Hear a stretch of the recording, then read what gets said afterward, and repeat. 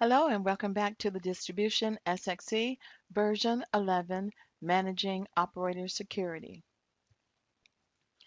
We're currently in lesson number 3, Maintaining Operator Security Settings. Now, we've learned that Distribution SXE allows you to limit the access the operator has to specific modules, menu options, and procedures. And these settings are on the operator's record in SA Setup Operator or SASO, SASO. We saw in SASO that we can restrict the operator's access by which modules they can access. We saw on the operator's record that we can set up functional security, and this will limit the access that the operator has to certain modules and certain functions within SXE. We also saw on some of the other screens or other views on the operator's record that we can limit the functions that an operator can perform by allowing certain functions or not allowing certain functions. There's an additional level of security within the system that can further limit and define an operator's access to certain fields, windows, or functions within those that the operator already has access to. And this is done through authorization points. And that's our discussion for this video. We're currently on page 35 of our training workbook, and we're discussing operator authorization points security. When an operator encounters one of these points, the system checks the user's level of authorization to verify that the operator is authorized to continue. If the operator is not authorized to perform the task, the operator must seek the help of another team member, normally a supervisor, who has authority to allow the operator to proceed. So the supervisor or lead clerk has to authorize that function or that task. So let's jump over to the screen and we'll discuss the authorization. So the first thing we're going to do, I'll show you where the setups are, and I'm going to use the address bar. So at the address bar, I'll click and I'll type in authorization, and it brings down the 3 authorizations. You'll see grant authorization, and we'll talk about that shortly, the authorization security admin screen, and then the point setup. On the point authorization point setup, all of my functions are listed here and my descriptions that will limit the functions or tasks that an employee can do. Duplicate inactive invoice. So if in APET or APEI, the AP clerk, if they come across a duplicate inactive invoice, they'll receive an error number or error message. You'll also see division greater than or less than at operators. And I'll just select, if I go in and edit, you'll see the information that is set up, the function. If it was on a particular screen, you'll see the screen information, the field, division number, and then the point description. So if I drill back, let's get one that has a screen. Write-offs. Account does not allow manual posting. So with this, in ARECE, when I'm posting a customer payment and I try to do a write-off and I enter in an account that does not allow manual posting, I'll get an error message.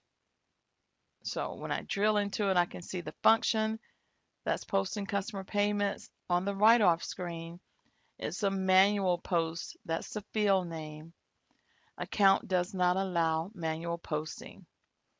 I have the ability to set up, and I'll drill back, new if I wish to, new authorization points.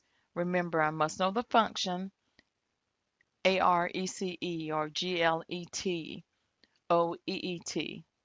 If this task or activity is on a certain screen, I'll give the screen name and the field that is involved. So you must know distribution SXE architecture to know the field names, and then the description that you'll see here and with the error message. Let's go now and I'll drill back at the menu, and let's type in authorization again, and let's look at, we saw the point setup. Let's look at the grant authorization, and I'll close out of our setup. So on the grant, you're going to assign whether this operator, or you can see if this operator has grant authority or not. And grant authority only allows them to grant authority to other users. And let's go to the next one, AU, and we'll look at the screen that you'll use most often. This is the screen that you're going to assign these to the user. So if I go in and I enter operator counters rep, these are my counter guys. They wouldn't have security for everything, but I put in their operator ID and then search, and it will tell me what they're authorized and not authorized to do. They're not authorized for anything with APET, but they have grant authority. They can give someone else authority to override these two for accounts payable, the duplicate invoice, or division greater than or less than the operator. They're not authorized for APET, but they do have grant authority for some of the functions in AR. Let's go on down and look at the OE, since they're counter people. They're not authorized for change order created by service management. But they change in counter sales, they do have grant authority that they can authorize someone else to update that information. So you see how it works. I have functional security that I can enter sales orders, but now I'm further restricting what an operator can and cannot do. You cannot change counter sales. So if I come across this and there is a change to a counter sale, I can maintain the order or grant this counter person or someone else authority to update a counter sale or delete a restricted order or cancel a pick ticket that is at level 3 with level 3 security. So I can authorize certain things here.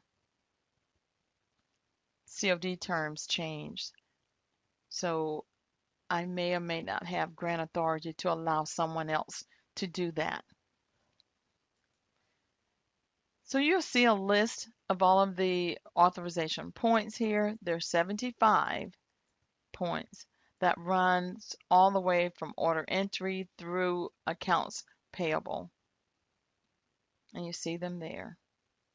You're going to use authorization levels to limit the access an operator has to specific modules, menu items, and procedures. And we spoke about that earlier. Each operator can have a level of authorization for each authorization point.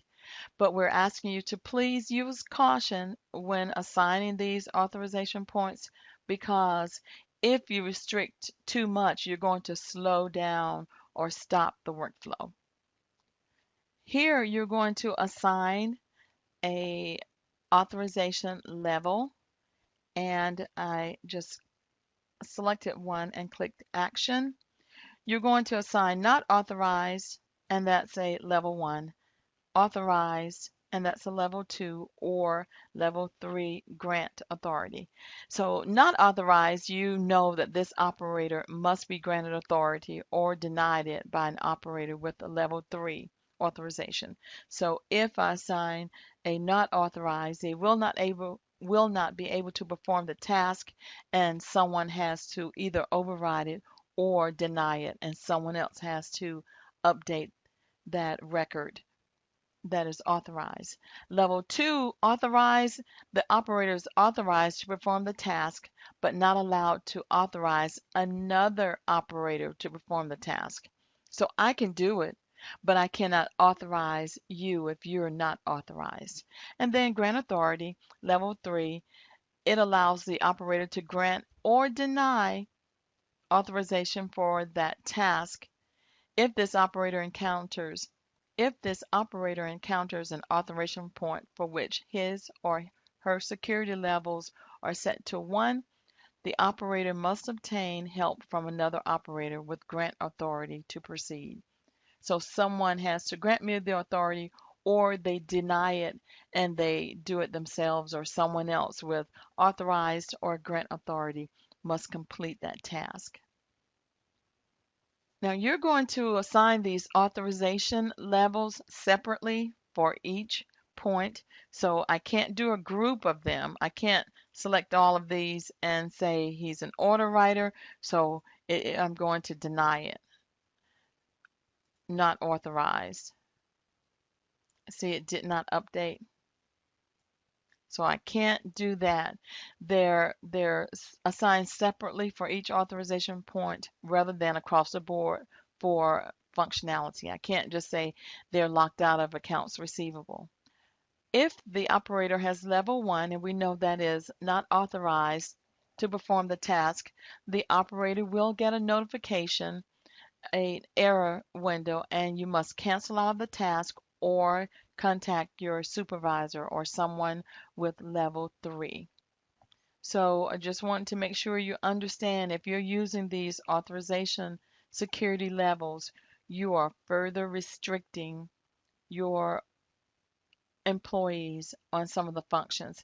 And that can be a good thing, that you do not want everyone to be able to update or release a price bid to PO, or they're posting outside of their divisions or their departments or sub accounts. You may not want everyone to do that, to have the ability to do that, or to unship an order that has packages. Ship cash sale order not paid in full. You probably don't want everyone to have that, all of your counter people, because their primary task is to get the product to the customer. But if that cash sales order is not paid in full, you don't want to ship that order. So a lot of these are just further defining and restricting what different people can do to open a cash drawer. Changing a counter sale. COD terms changed. Cancel or delete a line item, and that's on order entry. You don't want everyone to have security to do that. Return reason requires an invoice, and that's in order entry if they're entering a return, or reduce your stocking charge, restocking fee. So you get it, that you're further refining their access, their functions on what they can and cannot do in certain modules. This completes our video on operator authorization points and authorization levels.